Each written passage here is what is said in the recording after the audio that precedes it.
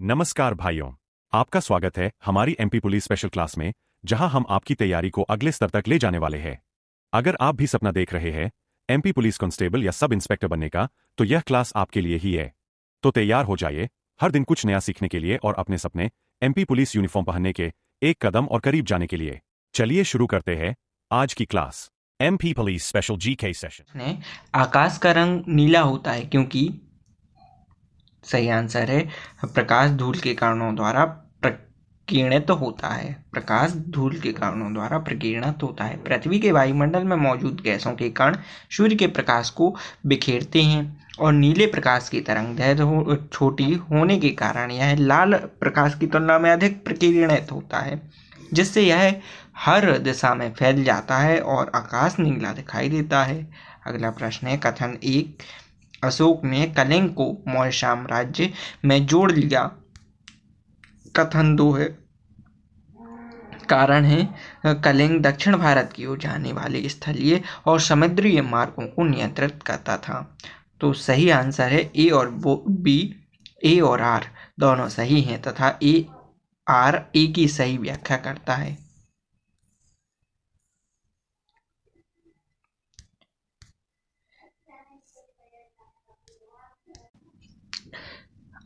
अशोक ने कलिंग को मौर्य साम्राज्य में जोड़ लिया था, जो एक ऐतिहासिक तथ्य है। कलिंग उस समय दक्षिण भारत की ओर जाने वाले महत्वपूर्ण स्थलीय और समुद्री मार्गों को नियंत्रित करता था, इसलिए कलिंग को मौर्य साम्राज्य में शामिल करना रणनीति रूप से महत्वपूर्ण था ताकि मौर्य साम्राज्य दक्षिण भारत से जुड़े मार्गों पर नियंत्रण रख सके। अगला प्रश्न है, ब्रिटिश जनरल जिसने हैदर अली को फोर्टो नोवो में के युद्ध में हराया था। तो सही आंसर है सर आर क्यूट।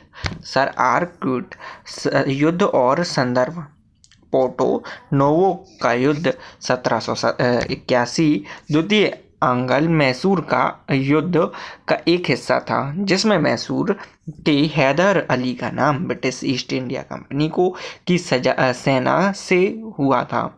सर अय्यरकूट की भूमिका, उन्होंने अपनी बेहतर सैन्य नीति का प्रदर्शन करते हुए संख्या में कम होने के बावजूद हैदर अली की विशाल सेना को हराया, जिससे मद्रास की ओर हैदर अली के बढ़ने पर रोक लग गई। अगला प्रश्न है, भारतीय संविधान का कौन सा अनुच्छेद मानव तस्करी और बलात् श्रम के निषेध से संबंधित है। तो अनुच्छेद 23 के एक के अनुसार मानव तस्करी और बेगार तथा इसी प्रकार के अन्य बालात श्रम निषिद्ध हैं और इस प्रावधान का कोई भी उल्लेख कानून के अनुसार दंडनीय अपराध होगा। अगला प्रश्न है, WPI का पूर्ण रूप क्या होता है। WPI का पूर्ण रूप थोक मूल्य सूचकांक है, जो वस्तुओं की कीमत में बदलाव को मापने वाला एक आर्थिक सूचकांक है। अगला प्रश्न है, कंचन घाट मध्य प्रदेश की किस नदी के किनारे और कहाँ स्थित है। कंचन घाट मध्य प्रदेश की किस नदी के किनारे और कहाँ स्थित है। तो सही आंसर है बेतवा। कंचन घाट अब मध्य प्रदेश में बेतवा के किनारे ओरछा शहर में स्थित है। अगला प्रश्न है, सिद्धनाथ मंदिर हंडिया में स्थित है, यह किस जिले के अंतर्गत आता है। तो सही आंसर है हरदा। सिद्धनाथ मंदिर हंडिया में स्थित है और यह हरदा जिले के अंतर्गत आता है। अगला प्रश्न है, मध्य प्रदेश के प्रथम मुख्य सचिव कौन थे। तो सही आंसर है श्री HS कामत। मध्य प्रदेश के पहले मुख्य सचिव CHS कामत थे। उन्होंने 1 नवंबर 1956 को पदभार संभाला था। अगला प्रश्न है, सतधारा दर्शनीय स्थल किस राष्ट्रीय उद्यान के अंतर्गत आता है। सतधारा दर्शनीय स्थल सतपुड़ा राष्ट्रीय उद्यान। सतधारा एक दार्शनिक स्थल है जो सतपुड़ा राष्ट्रीय उद्यान के अंतर्गत आता है। यह पचमढ़ी के पास स्थित है और यहाँ 7 धाराओं का एक समूह है। जो एक झरना बनाता है। अगला प्रश्न है, निम्न में से कौन सी नदी नर्मदा की सहायक नदी है? निम्न में से कौन सी नदी नर्मदा की सहायक नदी है? तो नर्मदा की सहायक नदी है सक्कर। सक्कर नदी नर्मदा की बाईं तट पर स्थित सहायक नदी है। यह भारत के मध्य प्रदेश के छिंदवाड़ा जिले से निकलती है और नरसिंहपुर जिले से होकर बहती हुई अंततः नर्मदा में मिल जाती है। अगला प्रश्न है, वर्ष 2013 में मध्य प्रदेश राज्य सरकार द्वारा प्रारंभ किया गया नया खेल पुरस्कार कौन सा है? तो नया खेल पुरस्कार है प्रभास जोशी खेल पुरस्कार। कब शुरू हुआ? 2013 में। वर्ष 2013 में मध्य प्रदेश सरकार द्वारा शुरू किया गया नया खेल पुरस्कार प्रभास जोशी खेल पुरस्कार है, जो मल्लखम्ब खेल के क्षेत्र में विशेष योगदान देने वालों को दिया जाता है। अगला प्रश्न है, राजा भैया पूंछ वाले का जन्म मध्य प्रदेश के किस जिले में हुआ था? राजा भैया पूंछ वाले का जन्म किस जिले में हुआ था मध्य प्रदेश के? तो सही आंसर है ग्वालियर। राजा भैया पूंछ वाले का जन्म ग्वालियर में हुआ था, जो वर्तमान ग्वालियर जिले में आता है। राजा भैया पूंछ वाले का जन्म 12 अगस्त 1882 को मध्य प्रदेश एजेंसी के ग्वालियर राज्य में हुआ था। वह ग्वालियर घराने से संबंधित भारतीय संगीतकार थे। अगला प्रश्न है, उदयगिरी की गुफाएं किस धर्म से संबंधित हैं? उदयगिरी की गुफाएं हैं हिंदू और जैन धर्म से संबंधित, क्योंकि अगला प्रश्न है, तात्या टोपे स्टेडियम किस नगर में स्थित है? तो तात्या टोपे स्टेडियम है भोपाल में, मध्य प्रदेश की राजधानी भोपाल में स्थित है। यहाँ राज्य और राष्ट्रीय स्तर की खेल प्रतियोगिताएं आयोजित होती हैं।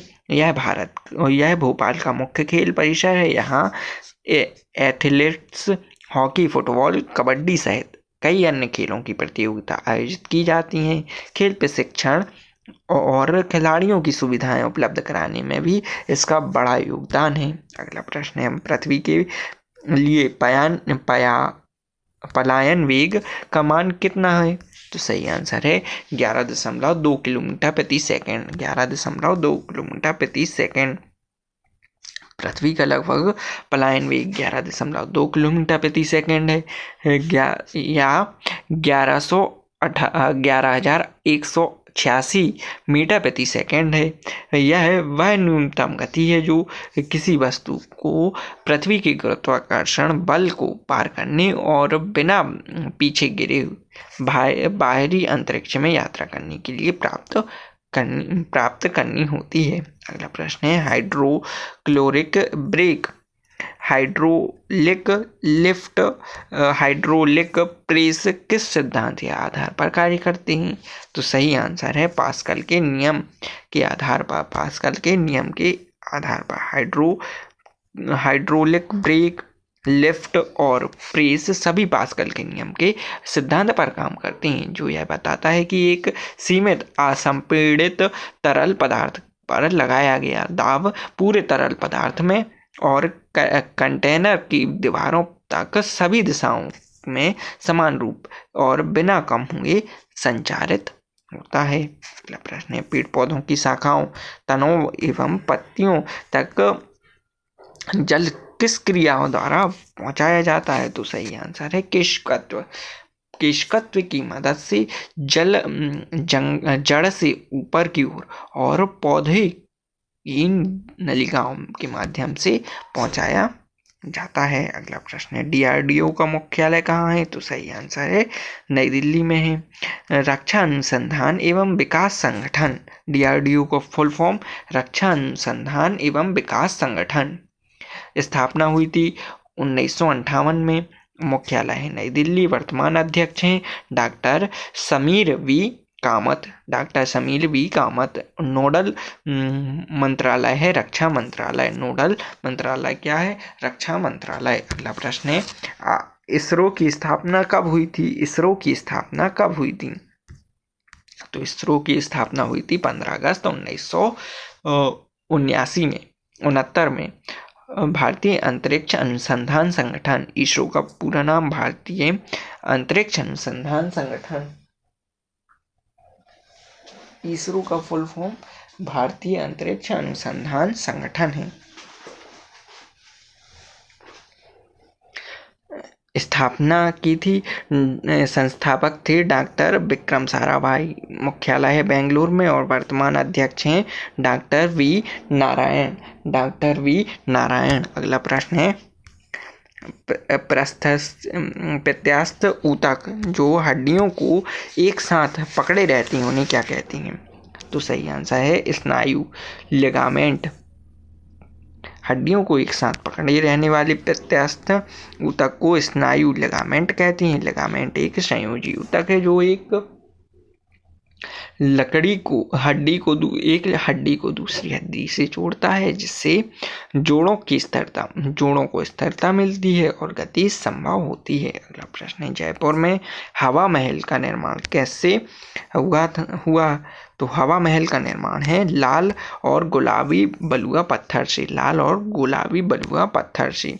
जयपुर स्थित हवा महल मुख्यतः लाल और गुलाबी बलुआ पत्थर से बना है, जो इसे विशिष्ट गुलाबी रंग प्रदान करता है और इसे गुलाबी नगरी जयपुर के साथ घुलने मिलने में मदद करता है।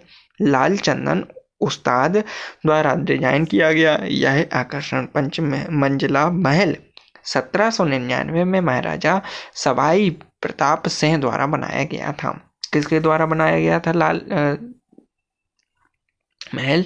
तो महाराजा सवाई प्रताप द्वारा बनाया गया था। अगला प्रश्न है, जनगणना 2011 के अनुसार मध्य प्रदेश का आर्थिक लिंगानुपात जिले कौन से हैं? सर्वाधिक लिंगानुपात जिले कौन से हैं? तो पहला है बालाघाट, अलीराजपुर, मंडला और डिंडोरी। बालाघाट, अलीराजपुर, मंडला और डिंडोरी। बालाघाट में लिंगानुपात है महिलाएं प्रति वर्ग 1000, पुरुष में बालाघाट में है 1021, अलीराजपुर में है 1011, मंडला में है 1008 और टिंडोरी में है 1002। अगला प्रश्न है, मंगेशकर मंदिर, लाल गुआन महादेव मंदिर निम्न में से कहाँ पर स्थित है? तो सही आंसर है खजुराहो में। मंगेशकर मंदिर, मंतेश्वर मंदिर और लाल गुआन मंदिर खजुराहो में है। मंतेश्वर मंदिर खजुराहो परिसर के पास एक महत्वपूर्ण मंदिर है और लाल गुआन महादेव मंदिर भी इसी क्षेत्र में स्थित है। अगला प्रश्न है, निम्नलिखित में से कौन हमारे शरीर का सबसे कठोर भाग है? कौन है? दंतवल्क एनामेल। दंतवल्क यह दांतों की सबसे बाहरी परत है और शरीर का सबसे कठोर ऊतक है। यह कैल्शियम फास्फेट का एक क्रिस्टलीय रूप है। अगला प्रश्न है, मानव तंत्र में निम्नलिखित में से कौन सा एक पाचक एंजाइम नहीं है? गैस्ट्रिन एक पाचक एंजाइम नहीं है। टिप्सिन, टाइलिन और पेप्सिन ये पाचक एंजाइम हैं। मानव तंत्र में गैस्ट्रिन एक पाचक एंजाइम नहीं है। यह एक हार्मोन है जो पेट में एसिड के उत्पादन को उत्तेजित करता है, गैस्ट्रिन। जबकि टेप्सिन प्रोटीन का पाचन करता है, टाइलिन मंड का पाचन करता है और पेप्सिन प्रोटीन का पाचन एंजाइम है। अगला प्रश्न है, एलेक्सा प्रशिक्षण का प्रयोग निम्नलिखित में से किस रोग के निदान के लिए किया जाता है? तो सही आंसर है एड्स के लिए। एलिसा प्रशिक्षण एड्स की पहचान के लिए किया जाता है क्योंकि यह रक्त में HIV एंटीबॉडी का पता लगाने में मदद करता है जो HIV संक्रमण के प्रति शरीर की प्रक्रिया है। अगला प्रश्न है, निम्नलिखित में से किस रोग को एंटीबायोटिक्स द्वारा ठीक नहीं किया जा सकता? तो सही आंसर है खसरा। मिल्स को एंटीबायोटिक के द्वारा ठीक नहीं किया जा सकता है। कुष्ठ रोग को कर सकते हैं, टेटनस का इंजेक्शन लगता है और हैजा का भी इंजेक्शन लगता है। खसरा का यह एक वायरस के कारण होने वाली बीमारी है। एंटीबायोटिक्स वायरस के खिलाफ प्रभावी नहीं होती है। अगला प्रश्न है, न्यूक्लियस की द्रव्यमान संख्या क्या है? सदैव उनके परमाणु क्रमांक कम होते हैं, सदैव उनके परमाणु क्रमांक से अधिक होती है, या सदैव परमाणु क्रमांक के बराबर होती है? सही आंसर है कभी परमाणु क्रमांक से अधिक और कभी बराबर होती है। न्यूक्लियस की द्रव्यमान संख्या उनके प्रोटॉनों और न्यूट्रॉनों की कुल संख्या होती है।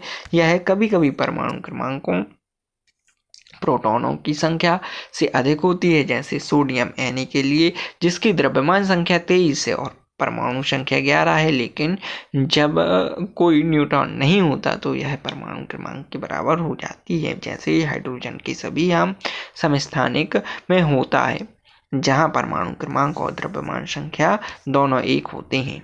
अगला प्रश्न है, शक्कर के किण्वन के दौरान किस यौगिक का निर्माण होता है? तो सही आंसर है एथाइल एल्कोहल। शक्कर के किण्वन के दौरान मुख्य रूप से एथाइल एल्कोहल का निर्माण होता है, जो कि यीस्ट खमीर द्वारा शर्करा को एल्कोहल और कार्बन डाइऑक्साइड में बदलने की एक उपचय प्रक्रिया है। अगला प्रश्न है, AlCl3 की उपस्थिति में बेंजीन में क्लोरीन मिलाना किसका उदाहरण है?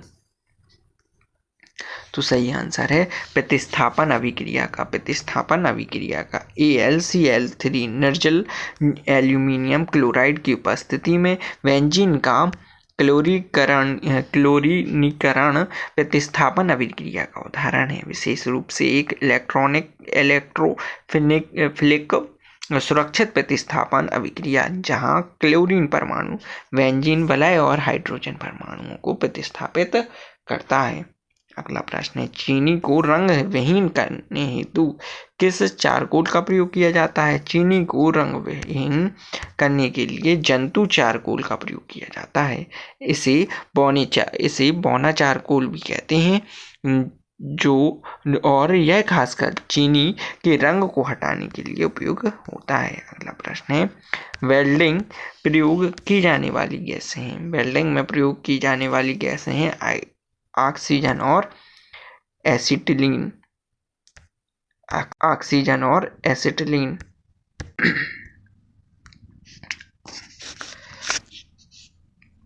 ऑक्सीजन और एसिटिलीन ये दोनों गैसें मिलकर उच्च तापमान वाली लौ बनाती हैं, जिसका उपयोग धातुओं को वेल्ड करने में किया जाता है।